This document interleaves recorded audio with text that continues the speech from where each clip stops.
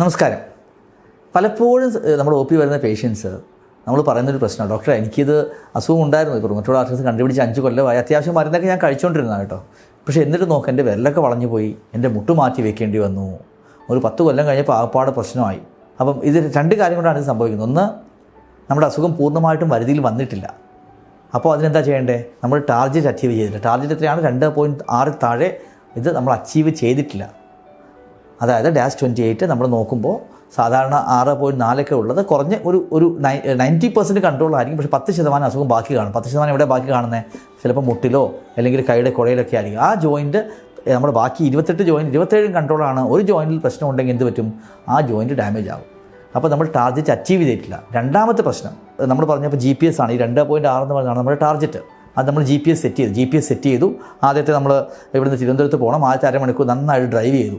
കുറച്ച് കഴിഞ്ഞപ്പോൾ നമ്മുടെ ഡ്രൈവറിൽ നിന്ന് ഉറങ്ങിപ്പോയി. അയാൾക്ക് ശ്രദ്ധക്കുറവ് വന്നാൽ എന്ത് പറ്റും? അതൊന്ന് വേറെ വണ്ടിയായിട്ട് ആക്സിഡൻ്റ് ആകാം, കുഴിയിൽ വീഴാം, അല്ലെങ്കിൽ സമയത്തിന് എത്താതിരിക്കാം. അപ്പം ആദ്യത്തെ ടൈം മാത്രമല്ല ഇമ്പോർട്ടൻറ്റ്, അവിടെ എത്തുന്നത് വരെ നമ്മൾ ശ്രദ്ധിച്ച് തന്നെ ഇരിക്കണം. -28 അപ്പം അതിന് എന്താ ചെയ്യേണ്ടത്? നമ്മൾ ചെയ്യേണ്ടത് വളരെ സിമ്പിളാണ്. നമ്മൾ അസുഖത്തെ കൺട്രോൾ ചെയ്തുകൊണ്ട് തന്നെ പോവുക. അതായത് 2.6 നമ്മളൊരു വഴിക്ക് പോകുമ്പോൾ ഒരു സ്ഥലത്ത് പോയി ആദ്യത്തെ അരമണിക്കൂറല്ല ഇമ്പോർട്ടൻറ്റ്. ഇത് ലോങ് ടേം ഗെയിമാണ്, മാരത്തണാണ്. അപ്പോൾ അതിൽ ആ ടൈറ്റായിട്ട് അത് കൺട്രോൾ ചെയ്ത് വെക്കണം. 2.6 താഴെ തന്നെ നിർത്താനായിട്ട് നമ്മളെപ്പോഴും ശ്രദ്ധിക്കണം. അതിന് മുകളിലോട്ട് പോകുന്നുണ്ട് എന്ത് ചെയ്യണം? നമ്മൾ ഒരു സ്ഥലത്ത് റോഡിൽ കുഴിയുണ്ട് എന്ത് ചെയ്യും? നമ്മൾ കുറച്ചൊന്ന് വഴി മാറിപ്പോവും, അല്ലേ? ഒന്ന് വണ്ടി പതുക്കെ ആക്കി വഴി മാറിപ്പോവും. അതുപോലെ തന്നെ ഈ -28 കൂടുന്ന സമയത്ത് നമ്മൾ എന്താ ചെയ്യേണ്ടത്? വളരെ സിമ്പിളാണ്. നമ്മൾ ഒന്നെങ്കിൽ മരുന്ന് മാറ്റണം. ആദ്യം ഒരു ടാബ്ലറ്റ് ഉണ്ട്, 2 ടാബ്ലറ്റിലോട്ട് കൂട്ടണം, അല്ലെങ്കിൽ വേറൊരു ടാബ്ലറ്റ് അതിലോട്ട് ആഡ് ചെയ്യണം. അല്ലെങ്കിൽ നമ്മൾ ടെസ്റ്റ് ചെയ്ത് നോക്കണം.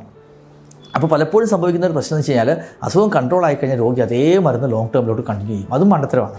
എന്തുകൊണ്ടാണ് മണ്ടത്തരം? ഈ മരുന്നുകൾക്ക് സൈഡ് എഫക്റ്റ് ഉണ്ടോ എന്നുള്ളത് നമ്മൾ നോക്കണം. അതിന് ടെസ്റ്റുകൾ ചെയ്യണം. ESR കൂടുന്നുണ്ടോ നോക്കി മരുന്നുകൾ പലപ്പോഴും നമ്മൾ അതിൻ്റെ ഡോസ് മാറ്റുകയും വേണം. ട്രീറ്റ് ടു ടാർഗറ്റ് അച്ചീവ് ചെയ്ത് കഴിഞ്ഞാലും നമ്മുടെ പണി അവസാനിക്കുന്നില്ല. നമ്മൾ അത് വീണ്ടും കറക്റ്റായിട്ട് നമ്മൾ അതിൻ്റെ ഡോസുകൾ അഡ്ജസ്റ്റ് ചെയ്ത് കൃത്യമായിട്ട് മുന്നോട്ട് പോകണം. അങ്ങനെ മുന്നോട്ട് പോയാൽ മാത്രമേ ലോങ് ടേമിൽ നമുക്ക് നല്ല ഔട്ട്കം കിട്ടുകയുള്ളൂ. അപ്പം 3 കാര്യങ്ങളാണ്. ഒന്ന്, ടൈം ടു ട്രീറ്റ്. കഴിയുന്നതും പെട്ടെന്ന് തന്നെ അസുഖം തുടങ്ങിക്കഴിഞ്ഞാൽ ഒരു ഡോക്ടറെ കണ്ട് ചികിത്സ തുടങ്ങുക. 2, ടാർഗറ്റ് അച്ചീവ് ചെയ്യുക. ടാർഗറ്റ് 2.6 താഴെ നമ്മൾ അസുഖം കൺട്രോൾ ചെയ്ത് വയ്ക്കുക. ജോയിൻസിലെ പൂർണ്ണമായും നീർക്കെട്ട് അവോയ്ഡ് ചെയ്യുക. ഇടയ്ക്ക് അസുഖം കൂടുവാണെങ്കിൽ നമ്മൾ ഡോസ് കൂട്ടുക. കുറഞ്ഞ് തന്നെ ഇരിക്കുകയാണെങ്കിൽ 3 മുതൽ 6 മാസം കഴിയുമ്പോൾ മരുന്നുകൾ കുറച്ച് കൊണ്ടുവന്ന് മിനിമം ഡോസിലേക്ക് കൊണ്ടുവന്ന് പറ്റുവാണെങ്കിൽ നമ്മൾ നിർത്താനും ശ്രമിക്കുക. അത് നിങ്ങൾ തന്നെ ചെയ്ത് അതുപോലെ തന്നെ കറക്റ്റായിട്ട് ടെസ്റ്റുകൾ ചെയ്ത് ഈ മരുന്നുകൾക്ക് സൈഡ് എഫക്റ്റ് ഒന്നും ഇല്ലയെന്ന് ഉറപ്പുവരുത്തുകയും ചെയ്യുക. ഇങ്ങനെ ചെയ്ത് കഴിഞ്ഞാൽ ഡെഫിനറ്റ്ലി നിങ്ങൾക്ക് ഒരു ലോങ് ടേമിൽ റുമറ്റോയ്ഡ് ആർത്രൈറ്റിസിൽ വളരെ നല്ല ഔട്ട്കം തന്നെ കിട്ടും. 99% പേഷ്യൻസ് ഈ 3 ഗോൾഡൻ റൂൾസ് എല്ലാ time to treat to target, അതുപോലെ തന്നെ നന്നായിട്ട് ടൈറ്റായിട്ട് അസുഖം കൺട്രോൾ ചെയ്ത് വെച്ച് കഴിഞ്ഞാൽ ഏർലി സ്റ്റേജിൽ ഡയഗ്നോസ് ചെയ്യുക.